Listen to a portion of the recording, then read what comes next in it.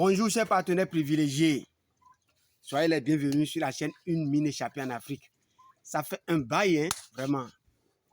Il y a longtemps que nous avions eu à faire de vidéos maintenant sur notre chaîne. On a pris le temps, nous étions à l'arrière sur le terrain, nous sommes en train de travailler d'arrache-pied. Est-ce que vous voyez? Bon, comme les amis ne font que écrire dans les commentaires, coach, qu'est-ce qu'il y a? Tu ne nous fais plus de vidéos, donc nous sommes obligés de revenir sur face. Est-ce que vous voyez? Donc aujourd'hui, nous voudrions vous partager nos déboires sur notre ferme. L'entrepreneuriat agricole en Afrique et plus précisément au Bénin, là, c'est pas chose facile, c'est pas chose aisée, mais ce n'est pas impossible.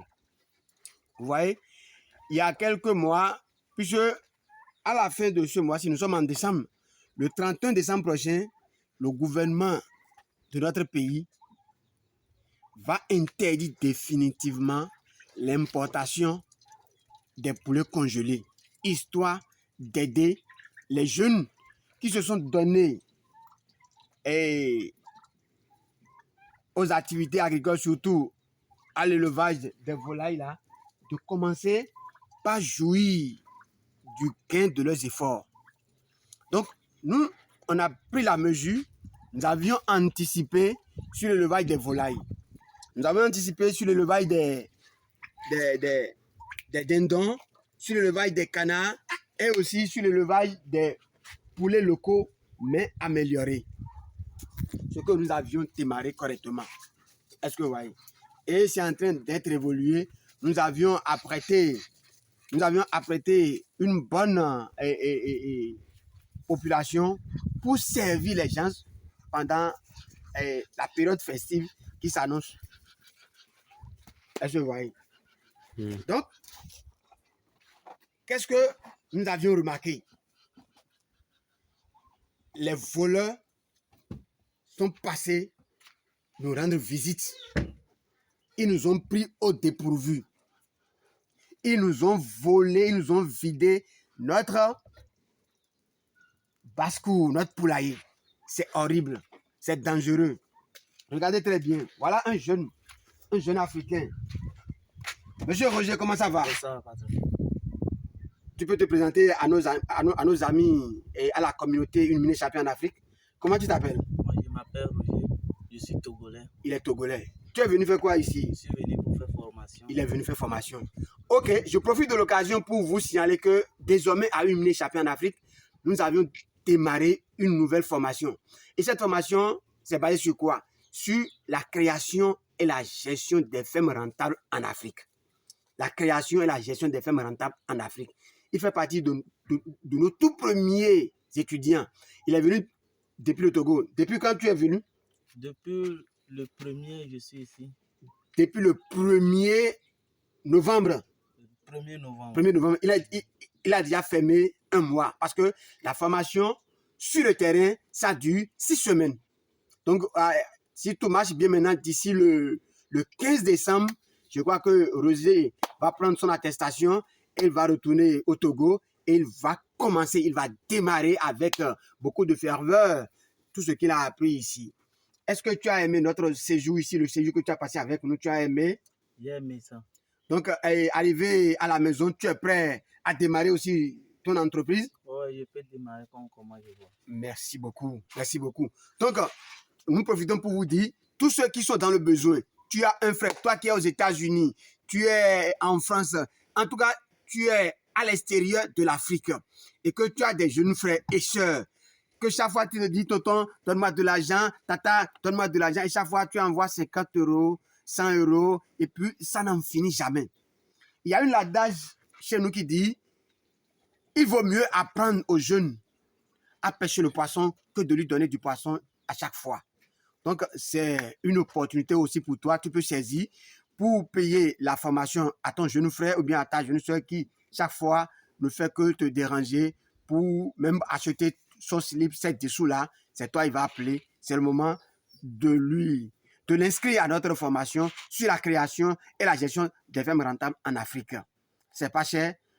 Nous allons vous donner les montants là dans le message sous la vidéo. Merci beaucoup. Donc, on continue. Voilà, qu'est-ce qui s'est passé? La dernière fois, comme Roger est là, il est en train de faire ça, de suivre sa formation. Surtout, nous voulons faire des cages pour les lapins. Donc, c'est une opportunité pour lui.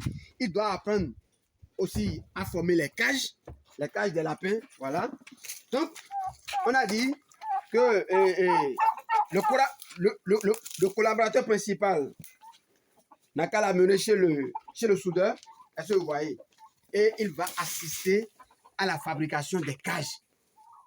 Parce que rien que ça, arriver chez lui au Togo, lui-même, il peut fabriquer ses propres cages et démarrer l'élevage de ses lapins. Est-ce que vous voyez? Donc, avant qu'il ne parte là, nous avions un autre collaborateur, celui à qui on dit, reste ici, les amis iront faire les cages chez le soudeur et vont revenir. À notre grande surprise, lorsque tout le monde est parti, il a organisé sa bande. Parce que lui, il est du village. Est-ce que vous voyez? Il est du village et il a organisé sa bande. Les gars sont arrivés. Vous voyez, là, c'est l'hébergement des poulets. Regardez bien. Ce sont les poulets qui dorment ici. Et tant que les poulets ne rentrent pas à l'intérieur là, il n'y a pas celui-là qui peut les attraper. Même nous aussi, si nous avions des commandes et qu'on a envie de prendre quelques-uns dedans pour livrer notre clientèle là, on est obligé de mettre la provende à l'intérieur. Et eux tous, ils courent vers l'intérieur et on arrive à choper ce que nous voulons. Donc, exactement, c'est ce qu'il a fait avec sa bande. En plein jour, je vous dis, ils nous ont ramassé plus d'une soixantaine de poulets. C'est suicidaire. Vous imaginez un jeune étudiant qui est arrivé se faire former et il a l'envie d'aller implémenter, d'aller démarrer, il est pressé d'aller commencer lui-même par travailler. Et sous ses yeux, il a assisté à un tel méfait. Vous imaginez combien de fois ça peut inhiber, ça peut émousser, ça peut bloquer son adhésion, son envie vers l'entrepreneuriat. C'est vraiment dingue, quoi. Hein? Un employé à qui on paie le salaire régulièrement. Moi-même, à un moment donné, je me suis dit, pour les aider, des fois, je paie les salaires par quinzaine. C'est-à-dire, je divise ça par 2. Après 15 jours, je donne. Les 15 jours qui vont suivre là, je donne. Ou bien des fois, chaque semaine, je donne. Tout ça là, c'est des motivations. Mais, mon ami, à un moment donné, j'ai compris que lui là, le travail qu'il fait, on ne sent pas ça sur lui. Tout porte à croire qu'il mange, qu'il bouffe tout son salaire. Avant, c'est qu'il bouffe son salaire en prépayé, on dirait. Donc, j'ai changé de stratégie. Je me suis dit, au lieu de payer le salaire peut-être chaque semaine ou bien chaque 2 semaines là, j'ai dit, bon, je vais payer à la fin du mois carrément. Et voilà, qu'est-ce qu'il a fait? Il m'appelle un 18. Allô, patron. Ah, moi, j'ai fait. Il dit, tu as fait comment? Tu n'as pas reçu ton salaire? Tu n'as pas reçu ton salaire? Il dit oui. Il dit, mais pourquoi tu dis tu as faim? Si tu as faim, va manger. Il dit que tu n'as pas d'argent. Ah, tu n'as pas d'argent là. Il faut manger la faim ou bien il faut laisser le boulot. Et il a commencé par rire. C'est dans la semaine, ils nous ont fait le coup. C'est que j'étais stupéfait, j'étais abasourdi. Je n'ai jamais vu un truc pareil. Des ennemis même du progrès. Ça existe vraiment. Ça existe. C'est que j'étais vraiment entre le marteau et l'enclume. Qu'est-ce qu'il faut faire? Est-ce qu'il faut l'envoyer au commissariat? Puisque nous ne l'avions pas surpris la main dans le sac. Nous n'avions pas eu de preuves. Mais comment on peut le laisser ici en tant que collaborateur et à notre retour, il n'était pas là? Parce qu'avant que les gars ne reviennent là, puisque c'est un village et il n'y a pas assez de soudeurs dans le village là. Donc, à notre surprise, quand les gars sont revenus là, il n'était pas là. Il est déjà parti. C'est le lendemain qu'ils ont constaté la disparition des dizaines, des vingtaines de poulets dans le poulailler. On lui demande que lui ne sait pas, hein, que lui n'est pas au courant de ça. Hein. Vraiment, j'ai été obligé de le limoger en même temps. Je lui ai payé son salaire, je l'ai limogé. Est-ce que vous voyez? Ça fait partie des déboires de l'entrepreneuriat. N'importe qui ne peut pas s'aventurer dans l'entrepreneuriat. Il faut être vraiment dur parce qu'à des moments donnés là, au moment où tu travailles et tu vois que voilà le résultat veut sortir là, il y a des vrais individus qui sont tapis dans l'ombre, qui sont en train de te surveiller correctement. Et à la moindre peccadille, ils viennent pour ramasser tout ce que tu as eu à faire en un seul jour. Nous, on passe des nuits blanches. À des moments donnés là, c'est que je ne donne même pas l'argent de popote. Je vous dis, je mets pied sur l'argent de popote à la maison là pour venir nourrir les animaux à la ferme, pour payer les salaires, dans l'espoir que ça doit donner. Et voilà ce qui s'est passé. Le mauvais comportement là ne va pas émousser en nous notre envie de créer des emplois, notre envie de créer de la richesse pour le pays. Nous allons continuer. Mais ma faute là, c'est quoi? J'ai eu l'intention de le limoger il y a longtemps. J'ai eu l'intention de le limoger il y a longtemps parce que celui qui vient de faire ça, lui, il est engagé pour la propriété de la ferme. Lui, il est là uniquement pour le sacrage. Mais depuis des mois, notre ferme, c'est qu'elle est remplie d'herbe, quoi. Et quand tu lui dis, mais toi là, tout travail ne marche pas, fais ci, je vais faire. C'est que tu lui donnes des espaces à sacrer là, c'est un problème. Et je me suis dit, ça là, il faut l'enlever. En temps normal, c'est que la leçon qu'il faut tirer dans cette affaire, c'est quoi? Il faut recruter lentement, mais il faut limoger très rapidement. Si on l'avait déjà limogé là, je ne sais pas, je ne crois pas s'il aura le temps de planifier un tel vol ici. Parce que dans les formations, dans les séminaires, on nous recommande toujours de recruter très lentement, mais il faut limoger très rapidement.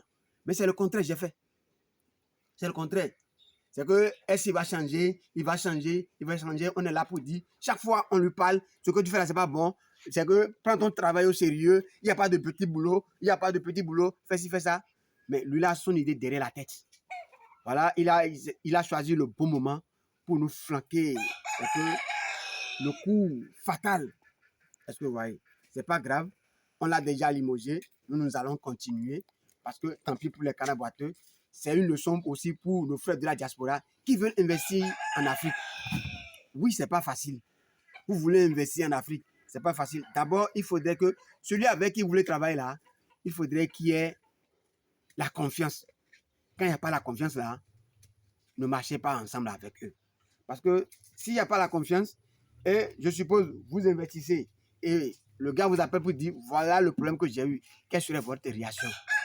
À vos claviers, dites-nous dans les commentaires si vous aviez investi, vous êtes resté en Europe ou bien aux États-Unis, vous avez investi dans votre ferme et chaque fois on vous envoie les vidéos, on vous montre l'évolution des choses et subitement on vous appelle pour dire patron, voilà, et quand nous sommes allés faire telle chose là, à notre arrivée, on a remarqué ce matin, il y a une disparition d'une centaine de poulets.